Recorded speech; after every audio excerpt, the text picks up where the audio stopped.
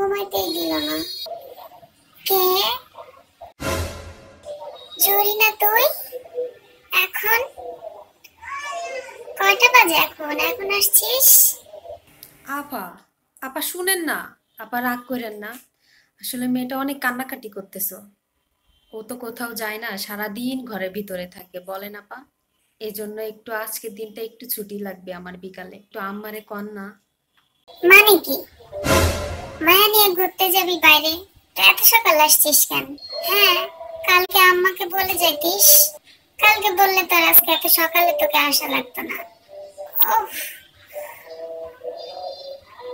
তোদের ঘোরাঘুরি টানাটানিতে আমার ঘুমটা নষ্ট হয়ে গেল।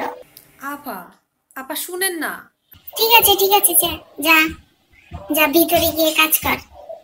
হ্যাঁ, আর বেশি শব্দ করিস না, তাহলে আম্মা কিন্তু বকা দিবে না। টুনি, আই টুনি, আরে এত শব্দ কিসের? হ্যাঁ, আজকে একটু ঘুমাইতেই পারলাম না। উফ, মাথাটা ব্যথা করতেছে। জরিনা কাজ করতেছে মা। কি হয়েছে? হ্যাঁ, আজকে অনেক সকালে আসছে ও। মানে কি, জরিনা আসছে মানে? কয়টা বাজে আজকে? আজকে মনে হয় একটু ঘুমটা বেশি হয়েছে নাকি? হ্যাঁ, আজকে অনেক সকালে আসছে ও। সকাল সকাল আসছে? কেন? তুই আমাকে এত সময় বলিস নাই কেন? হ্যাঁ, কোন জিনিসটা কি করতেছে তুই গিয়ে দেখছিস? তাহলে তুই আমাকে ডাকবি না? সর সর সর সর সর, ও জিনিসপত্র সবকিছু উল্টাপাল্টা করে ফেলবে না। আমি যাই, গিয়ে দেখি কি করতেছে। উড়নচণ্ডী মা এক কান হইছে আমার।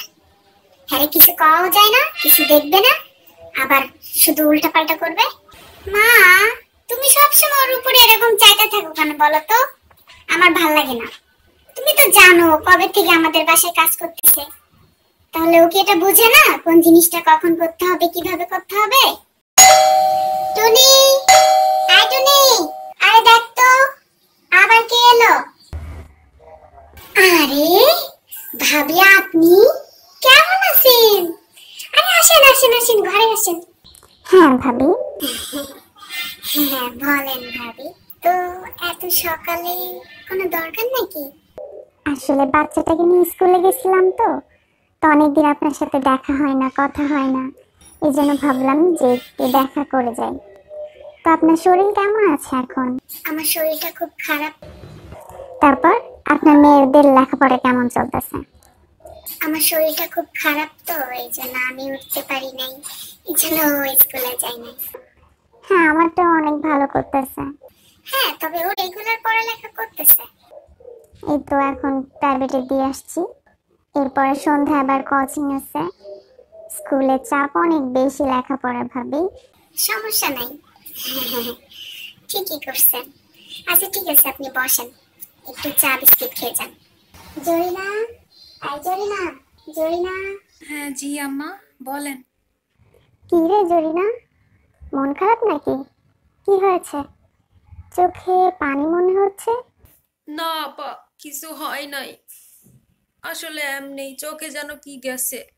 আই চা দিয়ে যা তো, ওইখানে দেখ বিস্কিট আছে, বিস্কিট দিয়ে যা। তারপরে বলেন ভাবি, কি অবস্থা? কি কোনো সমস্যা নাকি? আরে ভাবি, বাদ দেন তোর কথা।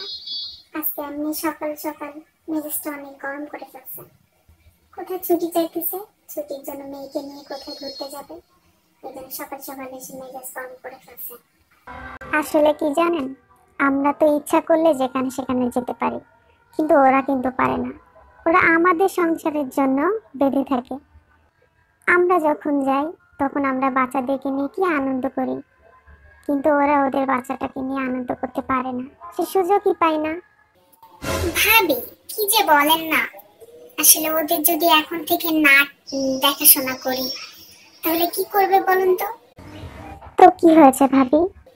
হ্যাঁ, একটু চাপের উপরে রাখতে হয়, নাহলে সব জিনিসের সাহস পেয়ে যায়। আজকে হলো মেয়ের একটা অজুহাত দেখাইতেছে, কালকে হয়তো বা কোথাও নিজে ঘুরতে যাবে, তখন বলবে যে না আমি অসুস্থ, আমি আসতে পারবো না। তো এগুলা হলো সাহস পেয়ে যায়, বুঝছেন? একদিনেরই তো ব্যাপার, দিতেই পারতেন। মেয়েটা মন খারাপ করতেছে। একটা কথা ভেবে দেখেছেন ভাবি, আমরা যে ওদের উপর এত বকাঝকা করি, এত চিল্লাচিল্লি করি, ওরা কিন্তু কিছু বলে না।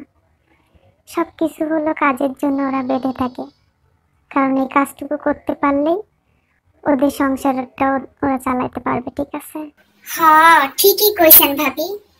জরিনা, জরিনা। আম্মা, এই যে চালন। আচ্ছা জরিনা, তুই একটু পরে ওই তো রান্নাঘরে ওই কাজটা শেষ হইলে তুই চলে যাস। ঠিক আছে আম্মা। হ্যাঁ, আসলে আমারই ভুল। আসলে এইভাবে কখনো ভেবে দেখি নাই তো। ধন্যবাদ ধন্যবাদ। ঠিক আছে ঠিক আছে। তাহলে আসুন আমরা সবাই মিলে একতাবদ্ধ হই। কাজের লোক বলে আর অবহেলা নাই। আমরা সবাই মিলে ওদেরকে যতটুকু পারি ততটুকু বুঝতে শিখবো। কাজের লোককে আর অবহেলা নাই। আসুন আমরা সবাই এই বিষয়টার দিকে খেয়াল করি। আমরা যদি খেয়াল না করি তাহলে আর কি করবে বলেন? আর আমরা সবাই এই বিষয়টাকে বোঝার চেষ্টা করি।